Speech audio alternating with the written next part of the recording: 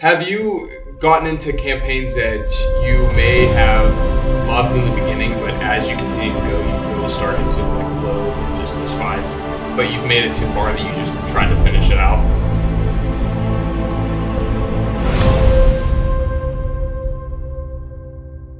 Welcome to another episode of the Nebulos Entertainment Podcast. Today we're going to be talking about campaign length, but first Eric is going to be kicking us off by discussing this week's development blogs that are available on our Patreon. Eric, thanks for coming. Yeah, so for the first week, we are talking about, and I went into detail about brainstorming our next project based off of the lessons we learned from Stormward Sales, which were quite a lot. there was a lot to take away from that project, and that's helping steer where we go next. So I just wrote down some brainstorms and some concept art and development sketches and things like that. So that's what's over there.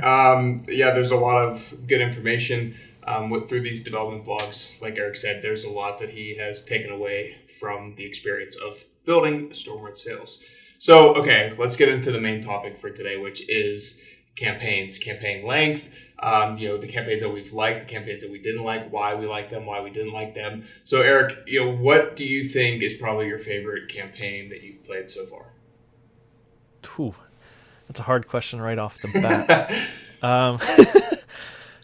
Honestly, I really was struck by Ori and the Blind Forest a few years ago when I played it. I just think that it was tight, really well written, really emotionally impactful, and very well executed for what they were going for. So that'd be my favorite, I think. If I thought about it more, I could probably come up with more. Well, there's a lot of really good, vibrant colors throughout that game, right? So I think that a big piece of what you see from a creative standpoint of having the vibrant colors, the attachable characters that you can resonate with, I think that they did that well there. So I think it probably speaks to you and to people like yourself more than it would speak to somebody else who's maybe leaning towards like the Call of Duty side of things. Because I think that Ori and the Blind Forest, I think that they did a really good job with the color scheme for sure. Yeah, and I like that. It plays so much. The art direction plays so much into the storytelling, and that sort of what I would say, like design bond between those two is just it's just so well done. I could speak for hours about it, but we don't have time for that kind of stuff. Right. But it's great. Have you gotten into campaigns that you may have loved in the beginning, but as you continue to go, you really started to like loathe and just despise it, but you've made it too far that you just tried to finish it out? Yeah, actually, there's a few games like that. It tends to be for me, and it's different for everybody, and I'm not hating on games indiscriminately. It's just for me, it seemed like the Ubisoft open world sort of formula.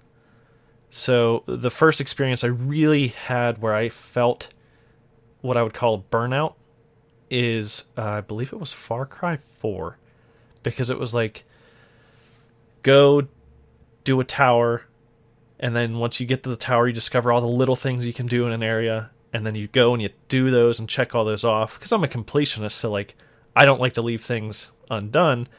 And then the next area would be go to another tower, find a bunch more stuff, do all that stuff. And that repetitive sort of design for me took away from what the main story was, which I can't even remember now. Like that's right. It took me out of it so much that it did not leave a lasting impact, and that is a big deal for me. Right. So, being a completionist could kill your experience with a single-player campaign. And that's just because while you try to enjoy every little aspect of it, there's good and bads to it, right? Because you can probably find things that other players haven't because they don't care about completing everything. But you're also in it for the long haul. So, like, if a game actually takes like 60 hours to complete, the normal campaign mode. However, if you add in like all these side jobs and add in all like basically platinum becoming platinum a game, that obviously would take it up like a lot more, right? So you add a ton more hours, so your gaming experience would go like beyond what a lot of other people's do for being a completionist. But I do think that there are a bunch of completionists out there. But I think to what you were mentioning, like there are some games that are so long that it starts to die off, and then people just don't really care about finishing them.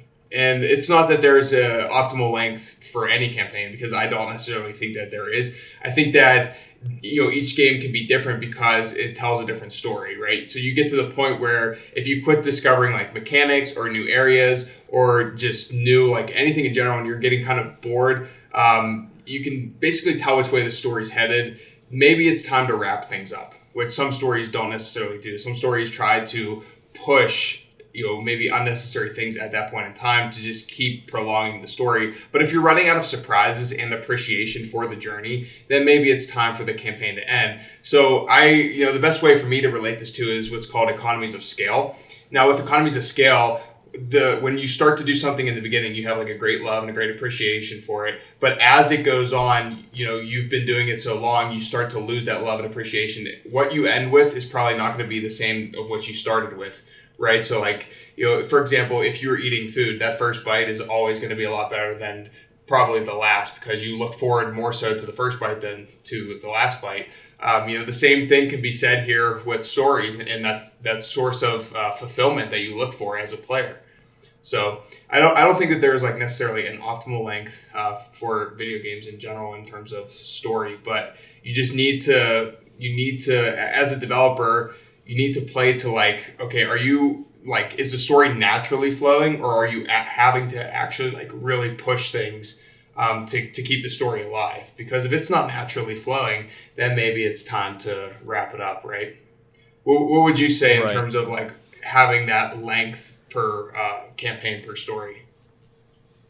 So I think, I agree with what you're saying, and I think that you have to be able to recognize when your filler content or your side content, we'll go with side content, because like a lot of games steer towards side content.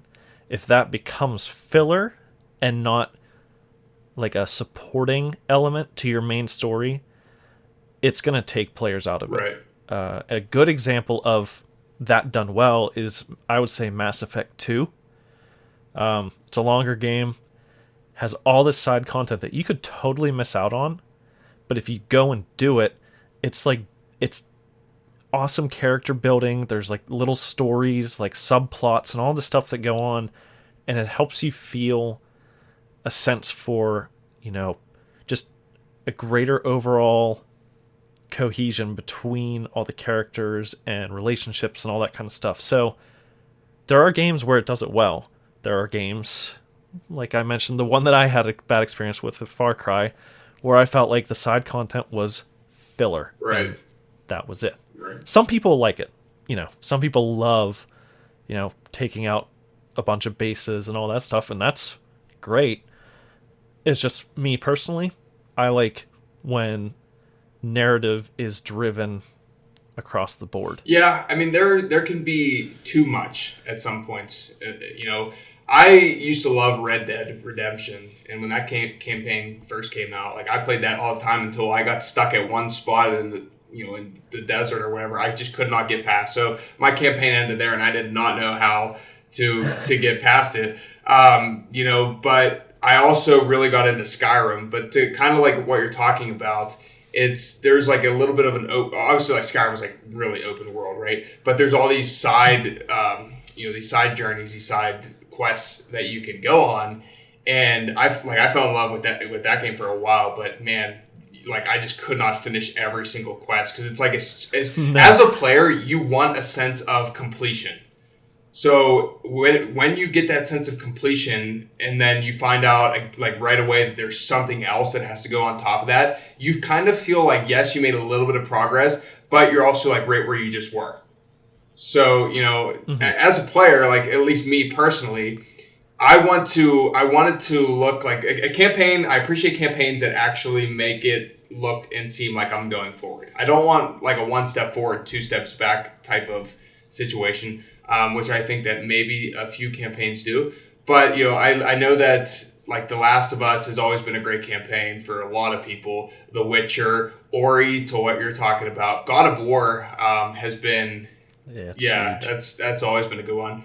And for me, like I played a little bit of God of War campaign, but I had a better time of actually like watching the story. So like watching somebody else play it and then like hearing the narrative behind it, that to me, went a lot further than like actually playing it and watching it go through. Because I could also finish the video in like 45 to 50 minutes, right? Which the campaign is not going to be less than an hour. So it's a lot longer than that. But Right. No, that's a good point. And that's, there's a lot of games, and this is something that we sort of talked about on our Discord lately. There's like a lot of games that, people love that you might have missed, and we're going to try and play some of those, like vote on them as a, group and then pick a game and focus on it.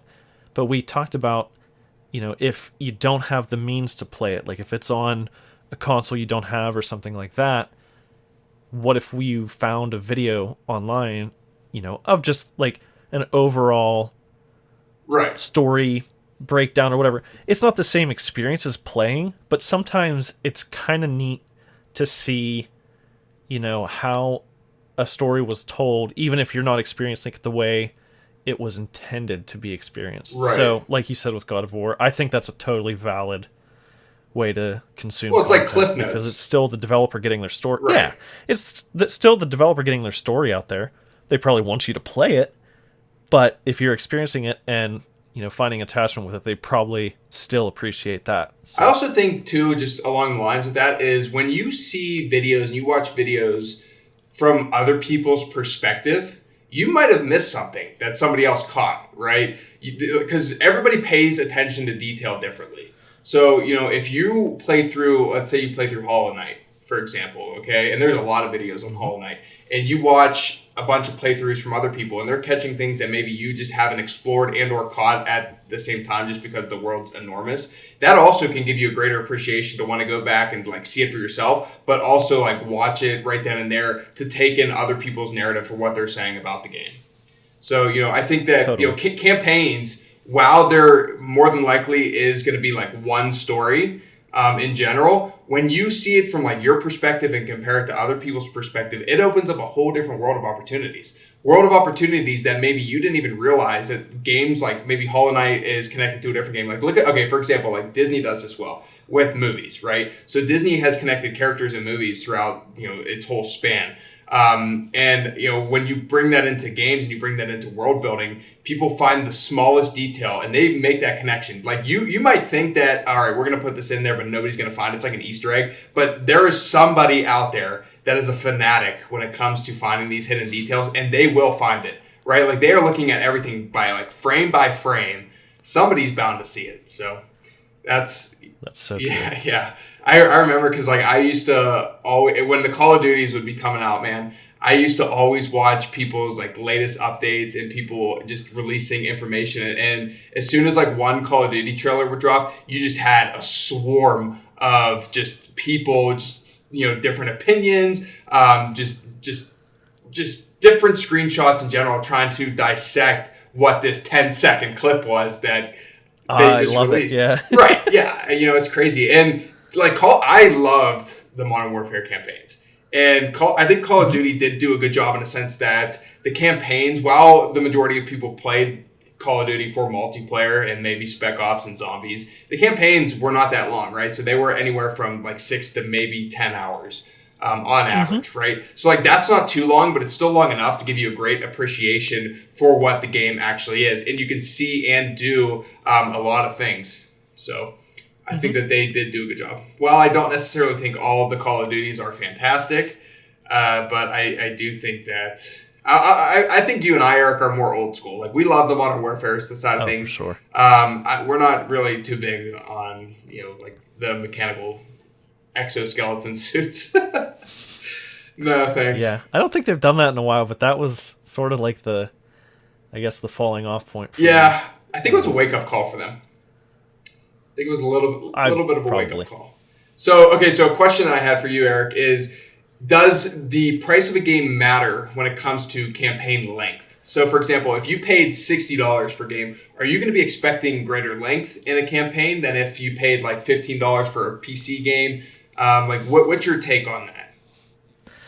So, actually, this is something I think about often, and it doesn't really bother me. There are certain games, and we've talked about them, and I'm not going to throw some under the bus right now, that I think charge too much for their, maybe add-on content or things like that. But you look at a game like Hollow Knight, which we've talked about a few times here. That was, I want to say, maybe $20 or $15 when it came out, and there's a lot to do there. It was also a team of 2 people. Right. It's a little indie gem of a game. Like, it doesn't have systems stacked upon systems, but it's a really well-made game. I felt like that game would be worth $60. Oh yeah. And then you look at a game like Ratchet and Clank. Those games, or the latest one was, I think, maybe like 8 to 10 hours to complete, but it's like playing a Pixar movie that is polished to the teeth. So I can see where they got their, you're getting your money's worth out of those games. Right. But I do think that there are some where they ask a bit much for their content, if that's the word you want to use. In reality, like, a lot of the times you just see it from the bigger studios, right? So, like, it kind of, I'm not saying it's impossible, but it is harder to come across an indie dev game that can't necessarily justify their prices. And that's usually because the game's built by, like, to what you were saying, Eric, like 1 to 5 people, generally sitting around like 2 or 3. So, there are some games out there like that, but yeah, we don't need to throw any under the bus, because we'll state it right now, man. Not gonna make enemies just right. Yet. Like, we're not going to be perfect.